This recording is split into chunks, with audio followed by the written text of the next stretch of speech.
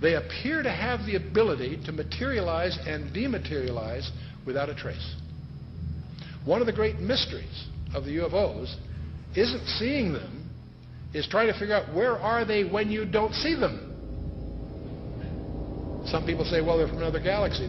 Most physicists will debunk that for lots of reasons. They seem to pose that way, but for lots of, if they came, if there are that many coming from another galaxy, you think you'd sense the traffic. We'll come to that with some more reasonable explanations, and you're going to discover the two top researchers in the last century, really, is Jacques Vallée, France, and J. Allen Hynek, the American. Now, J. Allen Hynek was head of astronomy at Cornell, and he set out to debunk this nonsense about UFOs, and he became one of the most ardent, competent, balanced researchers in the trade. J. Allen Hynek, he died a few years ago. Both of these respected researchers came to the conclusion that they're not intergalactic. For lots of physics, there are a lot of physics rebuttals to that conjecture. They both argued that these things are demonic. Their term. They've written many, many books. You can check them out. These are not religious people. They're not people with any kind of personal agenda. But they came to the conclusion that these things, on the one hand, and by the way, we take for granted that we strip away the nonsense and the hoaxes, set that aside. There's tens of thousands of files you have to wallow through. When you cut through all that, there's still a core group, a substantial core group of real events that need explanation. And so on the one hand, they exhibit physical properties on the one hand. On the other hand, they also violate all physical laws. And so the conclusion from that both J. Allen Hynek and Jacques Vallée and others have come to is that they're hyperdimensional, that somehow they come from another dimension periodically.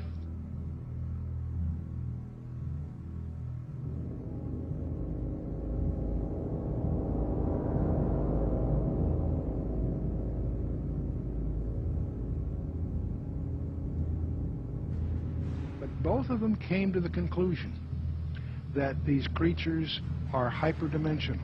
They're not from some other galaxy. They also both concluded they're hostile because they pretend to be something they're not.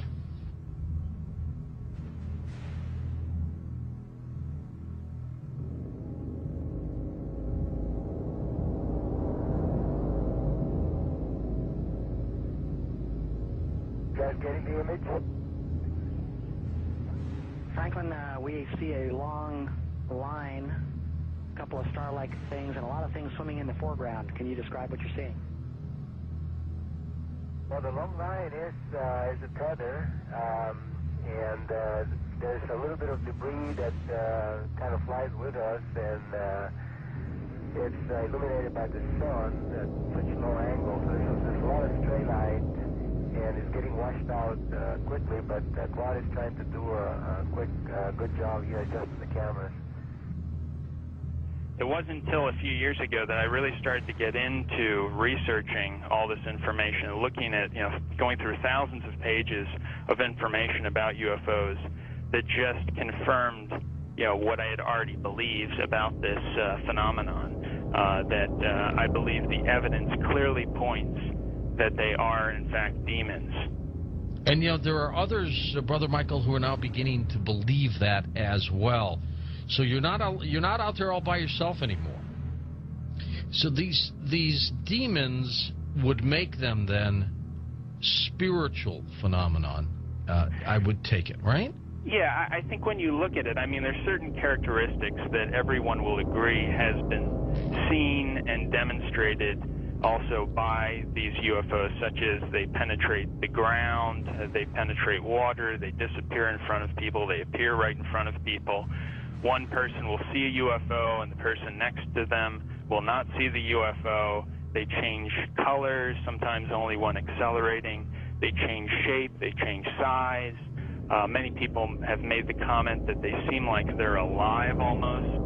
And so these are all characteristics of something that's not a physical or material being or construction. It's got to be something that's a spiritual phenomenon with those kinds of characteristics.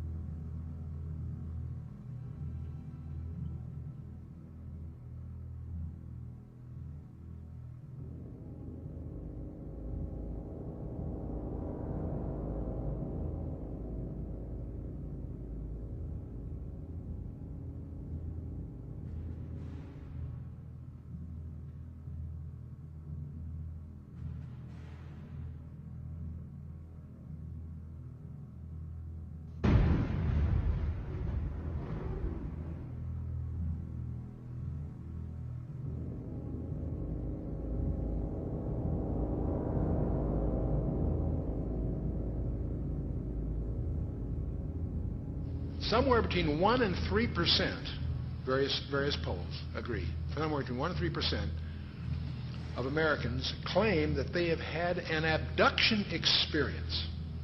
That's over 5 million people, or in that neighborhood. Not a few thousand deranged people, not a few, disaffected. This is, we'll talk a little more about this. This is a very, very disturbing phenomenon in the counseling profession. Now, part of the problem of the UFOs is they have some paradoxical behavior. On the one hand, they're seen by multiple competent witnesses. They are plotted on radar, sometimes multiple radars simultaneously. They leave tangible traces on the ground, sometimes radiation, evidence of burning, and other things. So they are apparently real in the sense of being physical, on the one hand. There are photographs. Sometimes they show up on photographs, sometimes they don't. But here's the problem. While they seem to be tangible on the one hand, they exhibit behavior that can't possibly be physical. They can go in excess of 6,000 miles per hour without sonic booms. What on earth does that mean? I'd like to know how they do that trick. They've been plotted making right-angle turns at over 16,000 miles an hour. That defies the laws of physics. That's now perhaps the most disturbing thing of all. They appear to have the ability to materialize and dematerialize without a trace. In his book, Secrets of the UFOs, ufologist Don Elkins made the following observation. I have found that some people can achieve the contact phenomenon simply by being hypnotized, and the same general message permeates over 90% of the millions of words received by thousands of people around the world. No one knows what hypnosis is. No one knows what goes on in the mind. It's an altered state of consciousness like yogis and witch doctors have been practicing. It loosens the normal connection between your spirit and your brain, and of course if the hypnotist can control you, make all kinds of suggestions, make you think things are happening that are not happening, make you think you have powers that you don't, experiences that you haven't, even implant memories. Other beings, if there are other minds out there, they could also do the same thing.